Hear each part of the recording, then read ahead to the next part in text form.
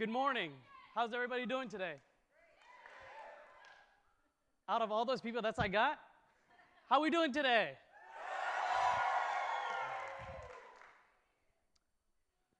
What is the word that describes a person that is respectful to all things? What is the word that describes a person that understands every situation in life and learns from it for the better? What is the word that describes having a feeling of insignificance towards one's own importance?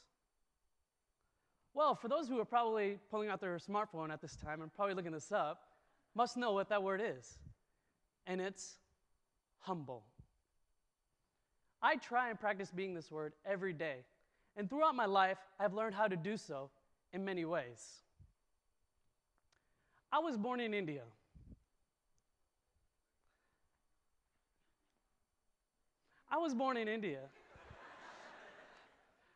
My father, he was an alcoholic. My mother, she was a saint who protected me from danger.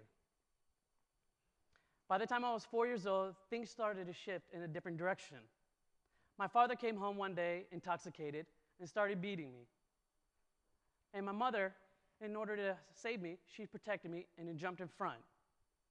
The next day, we decided to leave my father and run away. And so we did by catching the first train out of the city. We were so exhausted from the trip, we both fell asleep. The only thing is, when I woke up, my mother was nowhere to be found. I searched everywhere in the train, everywhere around the train station, and I could not find her. So I decided the only thing I could do was maybe walk along the tracks to find her.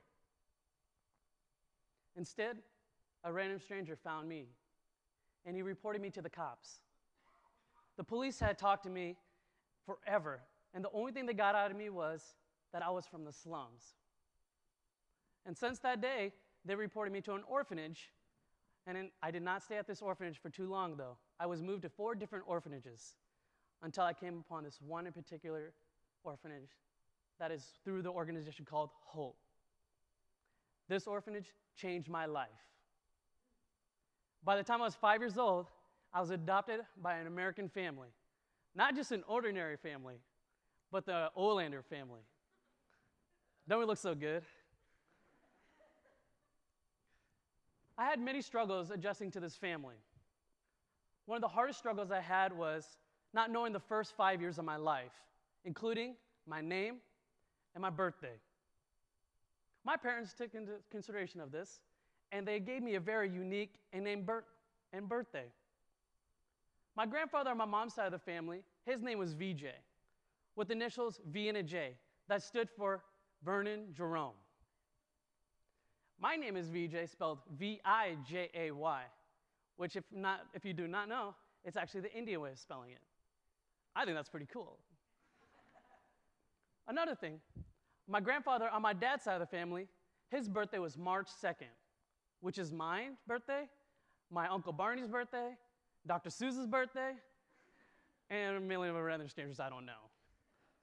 But besides the point is that I'm very blessed to have such a very unique name and birthday. Another struggle I had being an Olander family was, well, they spoke English, and I didn't. I fluently spoke 5 different Indian languages, and English was my 6th one I was learning. So you can tell there's a struggle between that. Even till this day, my friends, family will all tell you that I struggle with English still. And boy, do my parents give me a hard time. Another struggle I had adjusting to my family was I didn't know what it means to be a family. I had never had brothers or sisters. And this was a whole new world to me. And boy, it was not pleasant. Okay, well, at least I wasn't pleasant to them. Well, I was that boy who had so much energy that he was so energetic he could never stop talking. And my parents will verify that to you, too. With all this energy, though, my mom remembered something that my Indian teacher in the orphanage told her. She said, "Becky, you have to get that boy in dance classes because he can never stop moving."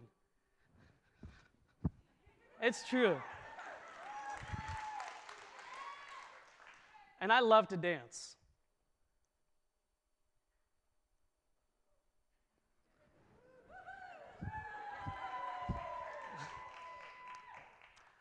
I've been dancing for about 14 years now, and I've been doing it professionally, as in teaching.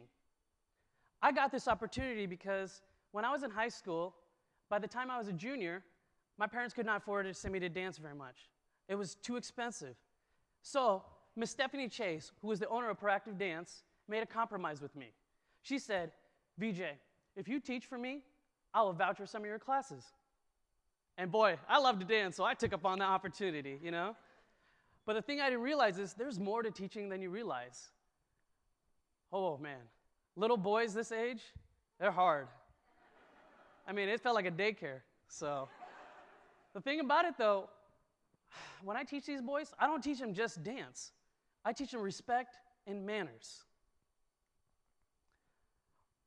Well, one of the things I got to do when I've been dancing is I've been blessed to see so many famous dancers, as in like Ryan Lafayette, Greg Russell, Angela Carter, from people from So You Think You Can Dance, from Michael Jackson's backup dancers, even from dancers from the Step Up movie series. And recently, I got the opportunity to dance with Taylor Lead Swift dancer, lead dancer. His name is Justin Boulay. And that is one cool cat, I'm telling you. But I'm not trying to brag that I got to see all these people. There's a thing, though. I got to see these people because I got recognized through other people about my humble and positive attitude. And my boys, one day, I hope they have that same opportunity. So because of that, me and Stephanie Chase, we wanted to create a group of boys to compete every year in the competitions. And we created this group called Boys, which stands for, or just B-O-Y-S, which stands for Bring Out Your Swag. Now, these boys, however, they're very talented, but they do not do one thing I don't like, and that is be cocky. And if they are cocky, they know that I will put them in place. But besides that, these boys not only learn dance, like I said, but they learn respect and how to be themselves and who they are truly. Because me and Miss Stephanie are firm believers of this. And I hope that today, when I'm done with this speech, you would go down to room number 15 and watch these boys. Because they blew me away when they learned this piece. Because those judges, if you see those trophies right there, they took all those trophies home from one competition. And that says a lot.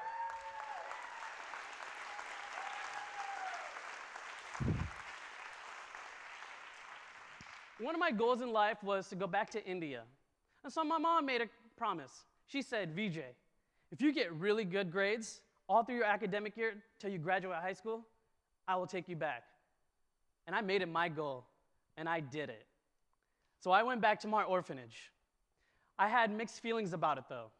One of the mixed feelings was, well, the building I came from was no longer the orphanage. It is now a hostel. But the good news is that my orphanage still exists today and is in a newer, nicer, bigger building. And I saw so many familiar faces, and it broke my heart that I didn't remember any of them, though. One of the good things about it is, when going back, I wanted to do something for the orphanage kids, and that was to share my talent with them, and that's dance. And so I did. I danced for them, and I also told them that one day, you will get your opportunity, and I want you to achieve it, but be humble with it.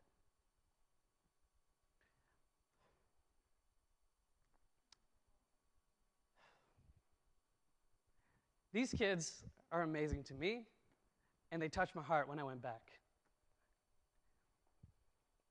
So, before you leave today, I want you to take into consideration that our life experiences are the keys to achieving humbleness.